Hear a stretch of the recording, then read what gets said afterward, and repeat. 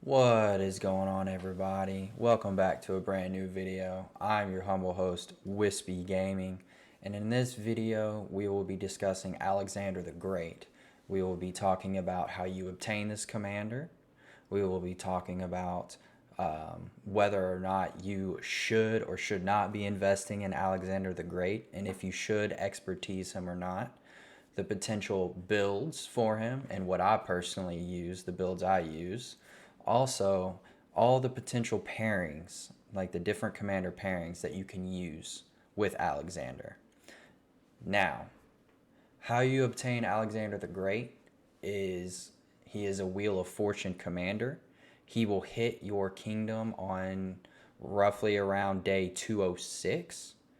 So you will have to unlock him through the Wheel of Fortune, which I do recommend that everyone at least unlock Alexander the Great and all the wheel commanders if you can.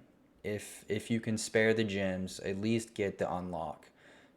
Spend to 10, get the unlock, and then you can decide later whether you want to invest in them or not. Okay, now back to Alexander the Great. This is who we're all here for. So I have Alexander at 5554. So the third wheel has already come and gone. So to expertise him, I'm going to have to dip into my legendary commander sculptures. Now I'm only going to have to use 21 to expertise him. So that's pretty good. So let's go ahead and let's rip off this expertise. All right. 21, here we go. Okay. And boom. Yes. So the expertise is finally unlocked. I've been waiting till all the wheels were done to do it. So let's go ahead and let's discuss these skills and the order that they should be, that I feel they should be unlocked in. So his first skill, Alexander gains a shield that lasts 4 seconds, which can absorb a large amount of damage. And at the same time, he puts up a smaller shield for either his own troops or allied troops who have the least amount of troops on the battlefield. So what this first skill tells you is not only does Alexander shield himself, he can shield either your troops or your allies. So that lets you know that yes, he is useful in group battles as well. So he does well in group battles. So when unlocking the skills, you should definitely max the first skill, because on all commanders, the first skill is always the best. So you definitely want to fully level up the first skill. The second skill is while on the map, this commander is immune to all damage reduction debuffs, and their normal attacks have a 10% chance to deal an additional damage to the target. And it reduces healing by 30% for 5 seconds. That's big. That's really big. Reduce healing by 30% for 5 seconds. Like when this commander comes out, nothing really counters Richard. But when Alexander comes out, he counters that healing that other commanders do. He's the first commander that comes out that does that. So that's really good. And he has a 10% chance to deal a damage factor of 1700. So the first skill, no skill damage. It's all about reducing damage and shielding yourself and your allies. But on that second skill, he has the chance to do 1700 damage. That's pretty big. That's pretty big. So in my opinion, you can take Alexander to 5511 and be okay if you want to stop there. But let me go ahead and introduce you to the third skill. While on the map. Now this is important. His skills keep saying while on the map. This means you're on the map. You're not in a resource node or anything like that, because I'm pretty sure a resource node counts as a structure. Okay? So, like, I would have to look more into that, but I'm pretty sure being in a resource node, you're not considered on the map. So, that means that the second and third skill I'm about to read won't proc. So, remember that. Not in a resource node. Actually physically on the map. Infantry march speed increased by 30%. That's a lot of march speed. That is a whole lot of march speed. And infantry gets an attack bonus of 30%. So that's 60% of stats right there in this one skill. This provides you more of a punch on the battlefield, and the march speed gives you the ability to get in and out of combat quickly. So that way, you don't always have to use cavalry. You can now use an infantry march and have speed on the battlefield.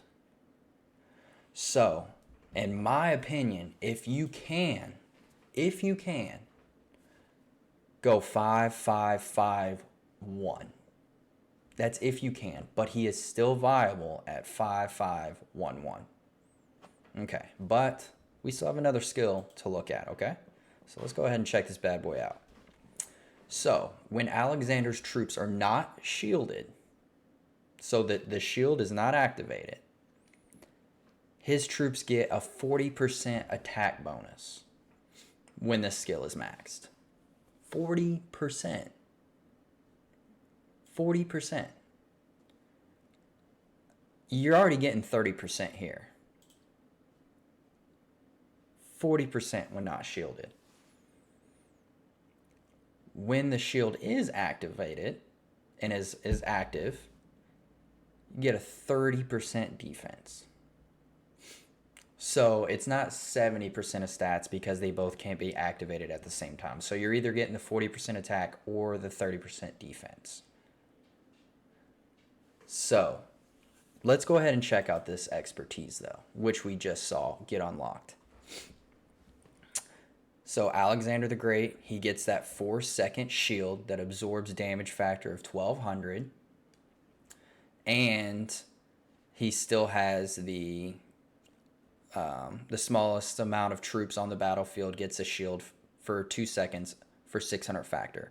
But with the expertise, you gained that when the shield is activated, up to 3 enemy troops in a circular area take 30% increased damage for 4 seconds. So now, on top of shielding some people on the battlefield, you are now causing 3 enemy troops to take 30% increased damage for 4 seconds. That is massive. That's a lot of damage. So this commander does a whole lot of damage. Okay, so now that we looked at all the skills and we discussed that Alexander is viable at 5-5-1-1, but in a perfect world, if you weren't going for the expertise, if you can, 5-5-5-1, if you're not going for the expertise. Now, let's go ahead and look at some builds. So, this build right here is my current open field build. I went full infantry, and I did the 1 point for health, because out of attack, defense, and health is the best stat because it's the one that you have the least of.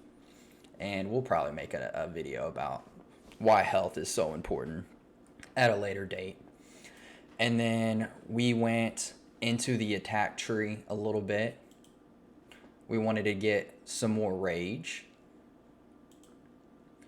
This gives you 9% extra attack when you have them at 6 stars.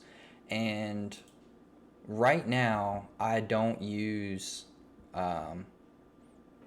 as a secondary, all my secondary commander pairings that I use with him do skill damage. So that's why I went to fight to the death instead of over here to martial mastery. And then this is my sunset slash rally build.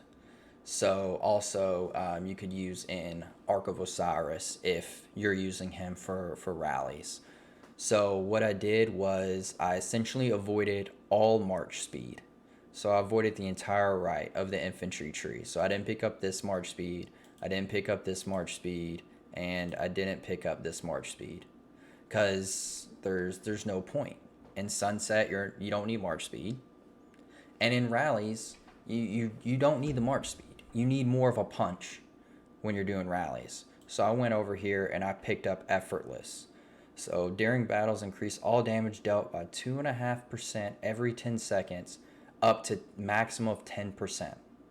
So you're doing 10% more damage because you'll definitely reach that mark with a rally.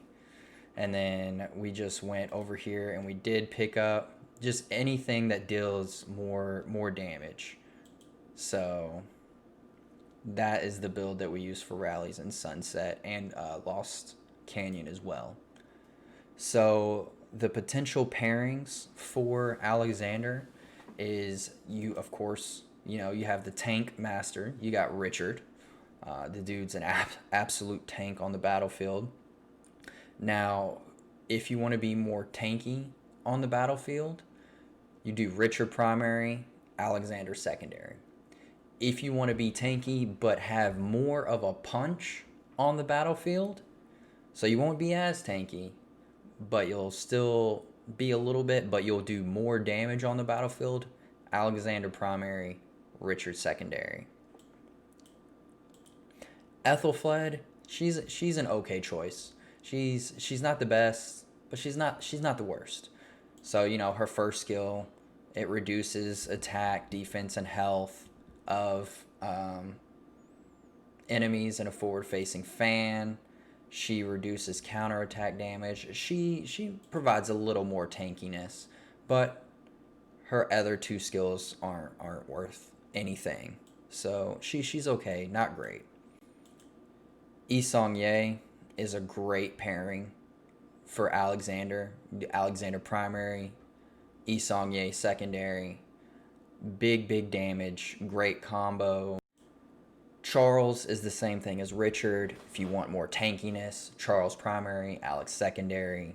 More punch, Alex primary, Charles secondary. Caesar is an interesting choice. He provides quite a bit of tankiness, and he allows you to bring extra troops on the field, so you'll have more troops than everybody else. I hope one day they fix him, because on paper Caesar seems really good just looking at his skills, but maybe one day they'll make him better. No El Cid. You could do Mehmed, but I wouldn't really recommend it. Freddy is another interesting choice, kind of like Caesar, except opposite. He does a lot of damage. But I wouldn't really recommend using Freddy, but you could.